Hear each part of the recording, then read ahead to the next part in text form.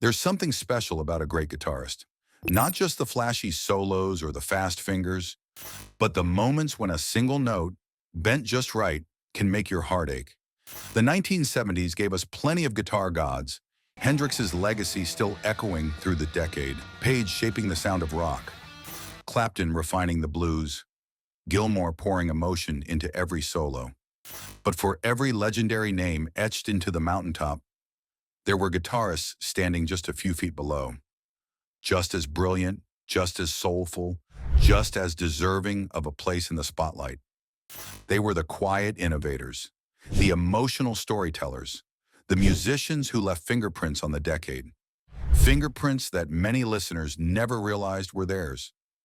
Today, we're giving those players their flowers, the ones who didn't always get the credit, the magazine covers, or the radio shoutouts, but whose playing shaped the sound of the 70s in ways too important to forget.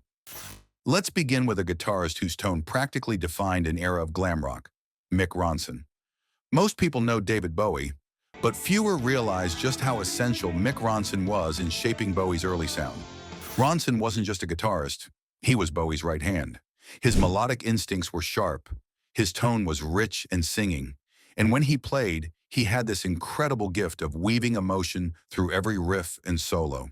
The arrangements he crafted for Bowie's Ziggy Stardust era didn't just support the music, they elevated it. Ronson brought classical sensibilities into rock without ever making it feel pretentious. He had a storyteller's touch.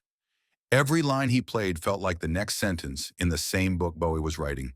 And yet, Ronson rarely gets mentioned in conversations about guitar legends. His work was quiet brilliance, always in service of the song, always aimed at lifting the artist beside him. There's something profoundly humble about that, and it's what makes him one of the most underrated heroes of the decade. Now, from understated elegance to unfiltered power, we're talking about Terry Kath. If you've never heard Terry Kath, you're missing one of rock's deepest treasures. He was the driving force behind Chicago's early sound, before the ballads took over. Kath played with raw emotion, deep soul, and a sense of freedom that few guitarists ever achieve. Jimi Hendrix once heard him play and said, "You're better than me." And Hendrix wasn't the type to hand out casual compliments. Kath's playing wasn't about showing off. It was about pouring himself into the moment. He had this gritty, spiritual fire in his sound. His solos weren't just technically brilliant, they were storytelling in their purest form. There's a weight to his tone, a sense of longing and intensity that hits you straight in the chest. And yet, because his life was tragically cut short, many people don't realize just how enormous his influence was. Terry Kath should be mentioned in every conversation about the greatest guitarists of all time. And today, he gets that moment. From one soulful pioneer to another, we move to Rory Gallagher. Rory wasn't flashy. He didn't need the lights or the theatrics. What he had was passion. Absolute, unfiltered, uncompromising passion. His battered, paint-stripped Stratocaster became a symbol of who he was, a working musician who let the playing speak louder than anything else. Gallagher poured everything he had into the blues. His tone was warm and biting at the same time. His phrasing was lyrical. He could make a single note cry. And he performed with this intensity that made every show feel like a life or death moment. While other rock stars chased fame, Gallagher chased honesty. His music wasn't about perfection, it was about truth. And that's why musicians revere him, even when mainstream audiences sometimes overlook his legacy. Next, let's take a quieter turn to Clarence White. Clarence White was a master of subtlety. His work with the Byrds blended rock with country in a way that felt effortless. While the louder guitar heroes got most of the attention, White was gently redefining what the instrument could do. His playing had this feather-light touch, almost like he was painting with sound. A whispery bend here, a delicate run there. Always tasteful, always thoughtful. He also pioneered the B-bender, a device that let him mimic pedal steel guitar bends on a standard electric guitar. That invention alone changed country rock forever.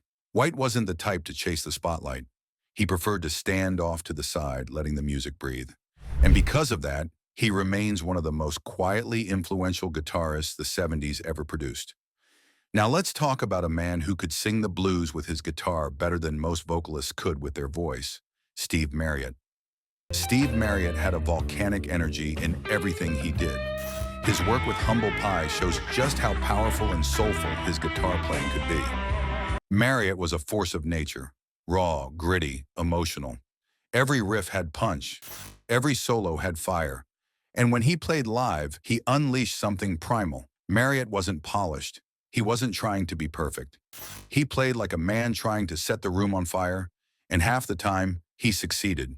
But because he was equally known as a singer, his guitar work often gets overlooked. That's a shame. Marriott deserves to be celebrated for the ferocity and heart he brought to the instrument.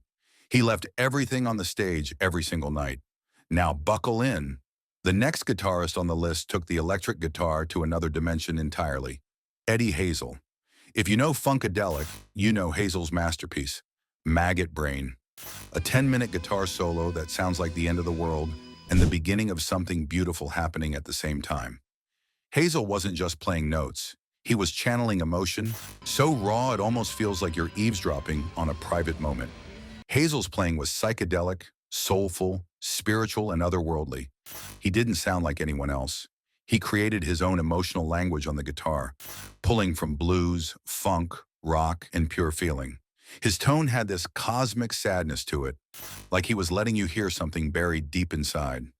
Eddie Hazel deserves to be mentioned in every conversation about the greatest expressive guitarists of all time.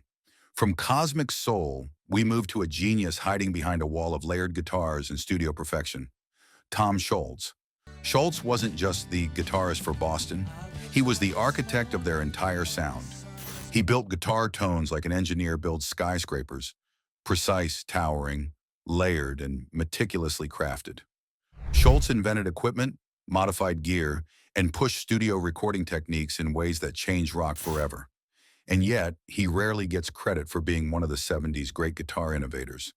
His playing wasn't about speed, it was about structure, harmony, and emotional lift. Those soaring melodic lines in Boston's music don't happen by accident. They're the work of someone who thought deeply about every detail. Tom Scholz is proof that guitar heroism doesn't always come from the stage. Sometimes it comes from the studio desk at 3 a.m. when you're chasing the perfect sound. Next, let's talk about Alvin Lee, one of the fastest hands of the decade. If you've ever seen footage of 10 years after at Woodstock, you know exactly what Alvin Lee brought to the table. His speed was jaw-dropping, but speed was only part of it. Lee played with a joyful intensity, this kinetic energy that made every solo feel like a burst of adrenaline. He pushed boundaries. He pushed himself. And while the rock world often celebrates the showiest players, Lee deserves credit for balancing technical brilliance with sheer musical joy. Now let's take a more reflective turn with Robbie Robertson. Robertson wasn't the type of guitarist who wanted to dominate a song. His style was all about subtlety, emotion, space. His work with the band is filled with quiet brilliance, melodies that linger, phrases that sink in slowly. Robertson played like a storyteller. His phrasing was conversational, almost like he was having a dialogue with the listener through each note. He wasn't trying to impress, he was trying to communicate. And that's why his guitar work still resonates so deeply today. Robertson reminds us that guitar mastery isn't always loud. Sometimes it's gentle. Sometimes it's introspective. Sometimes it's a whisper instead of a roar. And we close the list with a guitarist who brought emotional melodicism to hard rock, Buck Dharma of Blue Oyster Cult. Buck Dharma wasn't just a great guitarist, he was a songwriter with a knack for crafting lines that stuck with you long after the song ended. His solos were lyrical, almost vocal, in quality. They carried emotion, intention, and a sense of storytelling. Dharma had an effortless grace to his playing. He made difficult lines sound easy. He made simple lines sound profound. And while BOC had big hits, Dharma himself never got the household name fame he deserved. But listen closely and you'll hear something rare. Heart, thoughtfulness, musical maturity. These 10 players shaped the sound of the 70s in ways that are still echoing through music today. They weren't the flashiest. They weren't always the loudest. But they played with soul, with vulnerability, with heart. And sometimes, that's what makes a guitarist unforgettable. If this episode reminded you of a guitarist you've always loved or introduced you to someone new, drop it in the comments. And if you enjoyed this journey through the overlooked heroes of the 70s, don't forget to like, comment, and subscribe. And as always, keep that turntable spinning.